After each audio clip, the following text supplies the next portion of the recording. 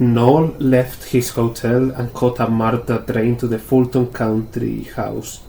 The KGB information sheet he had pilfered from the St. Petersburg Records Depository indicated that Rachel Cutler was a lawyer. An address for her job place was provided, but a visit the previous day showed that she had left 4 years ago to be a judge. The receptionist, though, was more than cautious, providing the new phone number and office location at the courthouse. Perhaps a face-to-face unannounced visit would be the best approach to see if she knew anything about the Amber Room. It had already been 5 days since he had killed Karol Boria.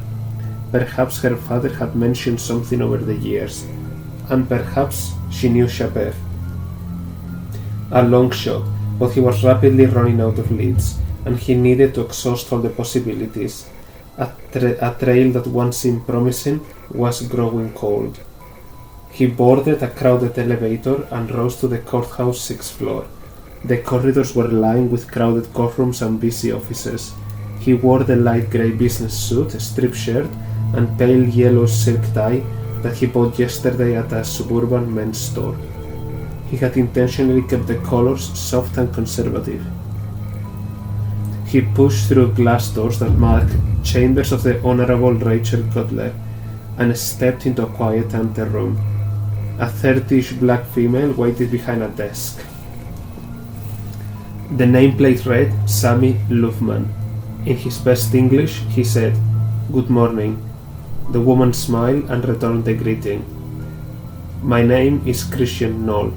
He handed her a card, similar to the one used with Pietro Caproni, except this one proclaimed only art collector, not academician, and bore no address. I was wondering if I could speak to Her Honor. The woman accepted the card. "I'm sorry, Judge Cutler is not in today. It's quite important I speak to her. May I ask if this concerns a pending case in our court?" He shook his head, cordial and innocent. "Not at all. It is a personal matter. The judge's father died last week and..." "Oh, I am sorry to hear that. Yeah, it was awful. She's very upset and decided to take a little time off." "That's so unfortunate for both her and me. I am in town only until tomorrow and was hoping to talk to Judge Cutler before I leave. Perhaps you could forward a message and she could call to my hotel?" The secretary seemed to be considering the request, and he took a moment to study a framed photograph hanging behind her on a paper wall. A woman was standing before another man, right arm raised, as if taking an oath. She had shoulder-length auburn hair, an upturned nose, and intense eyes. She wore a black robe, so it was hard to tell about her figure. Her smooth cheeks were flushed with a tinge of rouge. Her slight smile appeared appropriate for the solemn circumstance. He motioned to the photo.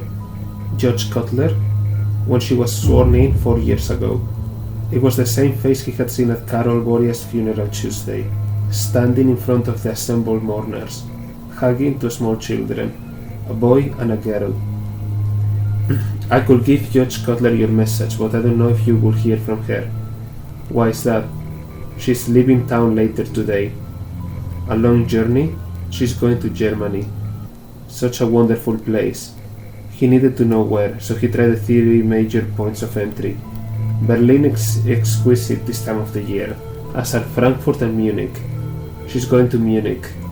Ah, magical city. Perhaps it will help her with her grief? I hope so. Thank you, Miss Lufman. You have been most helpful. Here is the information on my hotel. Please let Judge Cutler I came by. I will try, she said. He turned to leave but gave the framed photograph on the wall one last look, freezing the image of Rachel Cutler in his mind. He left the 6th floor and descended to street level. A bank of payphones spread across one wall.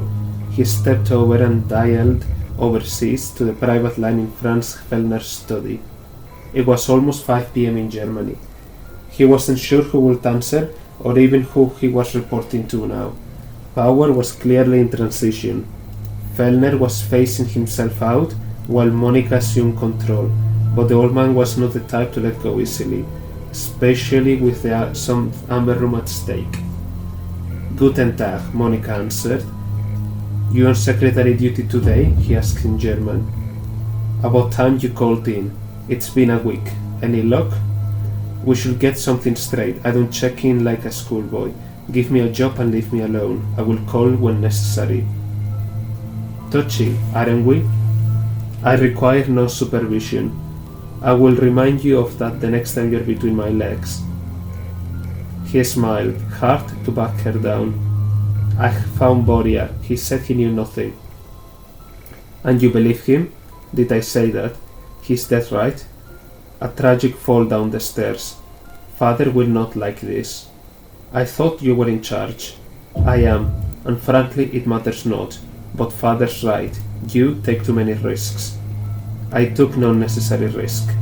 In fact, he had been quite cautious, careful on his first visit to touch nothing other than the tea glass, which he removed on the later visit, and when he returned the second time, his hands were gloved. Let's say I decided the course necessary under the circumstances. What did he do? Insult your pride? Amazing how she could read him even from 4,000 miles away. He never realized himself to be this transparent. That's unimportant. One day your luck will run out, Christian. You sound like you look forward to the day. Not really. You will be hard to replace. In which way? Every way, you bastard. He smiled. Good to know he got under her skin too. I have learned Boria's daughter is on her way to Munich. She might be going to see Shepard. What makes you think that? The way Boria dodged me, and something he said about the panels.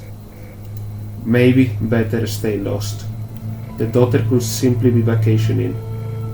I doubt that. Too much of a coincidence. You going to follow her? Later today. There is something I need to handle first.